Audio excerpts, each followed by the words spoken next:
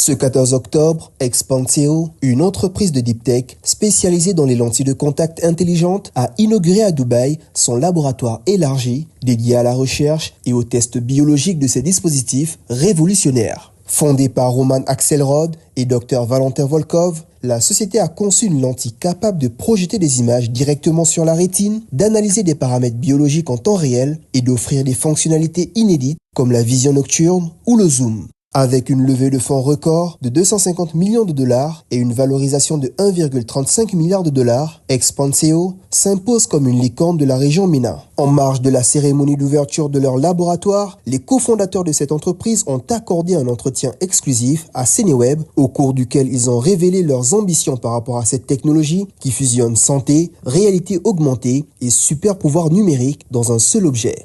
My name is Roman Axelrod and I happen to be one of the founders of a company called Expanseo. Bonjour, je m'appelle Roman Axelrod et je suis le cofondateur d'une entreprise appelée Expanseo. Nous sommes une société de deep tech qui développe l'interface ultime pour l'informatique immersive pilotée par l'intelligence artificielle à travers une lentille de contact intelligente. En résumé, nous concevons des lentilles de contact dotées de fonctions numériques capables d'afficher des images, d'analyser des paramètres biologiques et, disons-le, d'offrir de véritables super pouvoirs. Nous avons une chance incroyable. Nous avons levé 290 millions de dollars et la valorisation actuelle de l'entreprise atteint 1,35 milliard de dollars. Cela fait de nous la plus récente licorne des Émirats Arabes Unis et sans doute la première licorne deep tech de la région saharienne africaine. Qu'est-ce qui m'a motivé à créer cette entreprise? J'avais le rêve de contribuer à l'avènement de la prochaine génération de l'informatique. Mon grand-père faisait partie des ingénieurs pionniers des années 50, à l'époque où l'on construisait les premiers ordinateurs. J'ai compris que la prochaine grande révolution serait celle de l'intelligence artificielle, mais qu'il manquait une interface adaptée pour interagir avec elle. J'ai donc pensé que plutôt que des casques ou des lunettes, les lentilles de contact pouvaient devenir cette nouvelle interface pour ce que nous appelons l'AI-Driven XR Computing. Alors,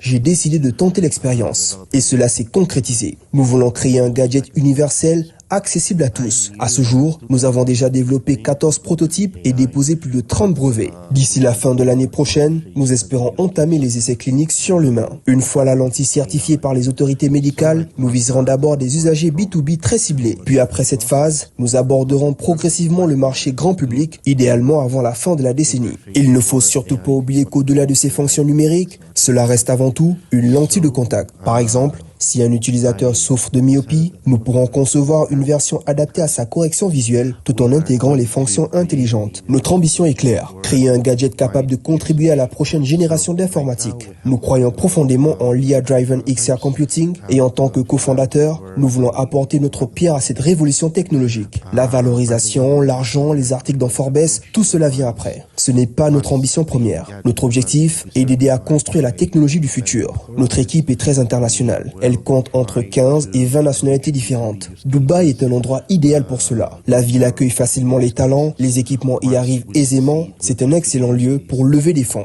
Encore faut-il le rappeler, Dubaï est devenu un hub financier mondial. C'est aussi un endroit très sûr, propre, confortable et agréable à vivre. Mais le plus important selon moi, c'est la vision avant-gardiste des dirigeants de ce pays. Ici, on essaie véritablement de créer le futur, et ils y parviennent.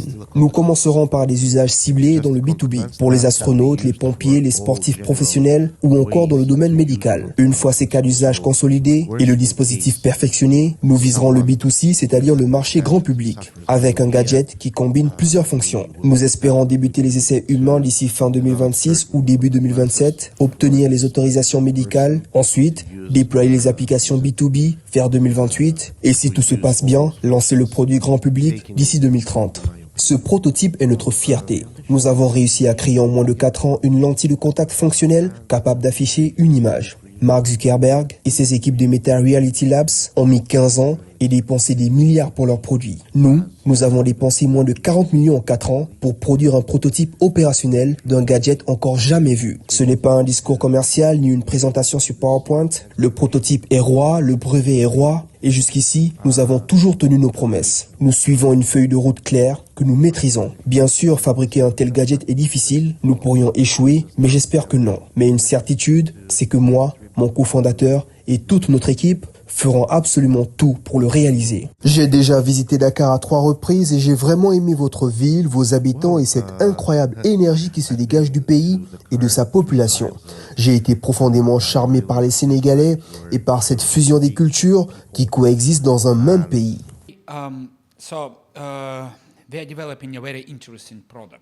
It's called a smart contact. Nous développons un produit très intéressant que nous appelons la lentille de contact intelligente. L'idée, c'est que ce dispositif portable donne littéralement des super pouvoirs à l'utilisateur. C'est un appareil qui combine plusieurs technologies avancées et populaires. D'abord, la lentille de contact intelligente offrira à l'utilisateur une expérience de réalité augmentée. Elle pourra projeter directement des images sur la rétine de l'œil. En quelque sorte, il s'agit de la nouvelle génération des lunettes ou casques connectés. Notre technologie permet d'améliorer et de résoudre les problèmes fondamentaux que posent ces approches traditionnelles. C'est l'un des aspects de notre innovation. Un autre aspect concerne les capteurs biologiques intégrés directement à l'intérieur de la lentille. Il faut garder à l'esprit que d'un point de vue physiologique, l'œil est très riche en éléments biologiques. Le liquide oculaire qui est connecté au sang contient de nombreuses informations. En principe, tout ce qu'on peut obtenir d'une analyse de sang, on peut aussi le déduire en étudiant le liquide oculaire. Bien sûr, il existe des différences physiques et les concentrations des biomarqueurs y sont beaucoup plus faibles. Néanmoins, grâce à des biocapteurs très sensibles, nous pouvons suivre de nombreux paramètres utiles, par exemple le taux de glucose, ce qui est très important pour des millions de personnes atteintes de diabète dans le monde.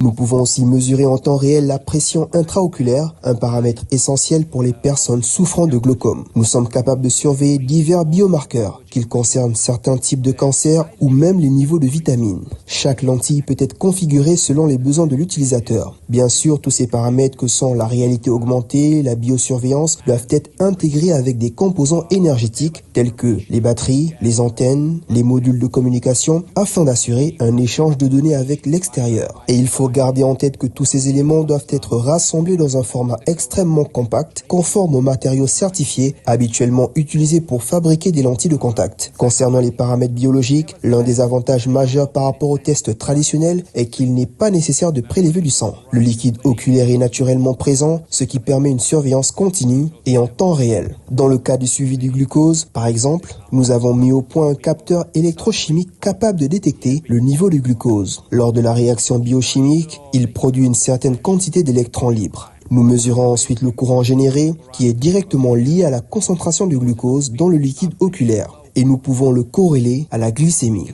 La relation n'est pas linéaire, mais nous savons comment la calculer. Un autre exemple est la pression intraoculaire. Si cette pression varie trop au cours de la journée, cela peut endommager le nerf optique qui relie l'œil au cerveau. Une fois ce nerf atteint, la vision est irrémédiablement compromise. Or aujourd'hui, contrôler cette pression à domicile est très difficile. Il faut notamment se rendre à l'hôpital pour des examens. Notre solution permet de la surveiller en temps réel, sans déplacement. Il suffit de porter la lentille et les capteurs intégrés mesurent la pression avec une précision comparable à celle des dispositifs médicaux, tout en transmettant les données au téléphone portable ou via le cloud directement à l'hôpital. La question est donc comment atteindre ce niveau de miniaturisation dans un dispositif aussi compact. Cela n'est possible qu'avec de nouveaux matériaux optoélectroniques avancés. Nos laboratoires à Dubaï nous permettent non seulement d'intégrer ces matériaux à la lentille, mais aussi de les étudier et de transférer ce savoir fondamental vers des applications concrètes. C'est exactement ce que nous faisons. Nous testons de nouveaux matériaux, connus ou non. Nous étudions leurs propriétés et nous les optimisons grâce à des algorithmes d'intelligence artificielle développés par notre équipe spécialisée. Ensuite, nous utilisons ces matériaux pour créer des dispositifs ultra compacts et minces intégrés à la lentille. Ces matériaux constituent la base des capteurs ultra sensibles, des systèmes optiques miniaturisés capables de projeter l'image sur la rétine, des électrodes transparentes utilisées pour le circuit interne, ainsi que des nano-antennes presque invisibles mais très efficaces, qui permettent la communication avec le monde extérieur. Il faut savoir qu'une lentille de contact est par définition un dispositif médical. Avant sa commercialisation, toute lentille doit être prescrite par un médecin. Nos lentilles intelligentes n'échappent pas à cette règle. Chaque composant intégré doit être testé, certifié et approuvé comme sûr et fiable pour un usage quotidien. C'est une part importante de notre travail. Ainsi, après la création des prototypes par notre département R&D, nous devons prouver qu'ils sont biologiquement inoffensifs. C'est pour cette raison que nous venons d'ouvrir ici à Dubaï un nouveau laboratoire biologique de pointe où nous réalisons des tests au niveau cellulaire pour démontrer la biocompatibilité et la sécurité de notre technologie. L'étape suivante consistera à obtenir des certifications médicales officielles, notamment la FDA, mais aussi d'organismes locaux, afin d'assurer une homologation complète avant la mise sur le marché. Well, ultimately, of course, FDA, but we are also working with local medical organizations as well to get a local certification.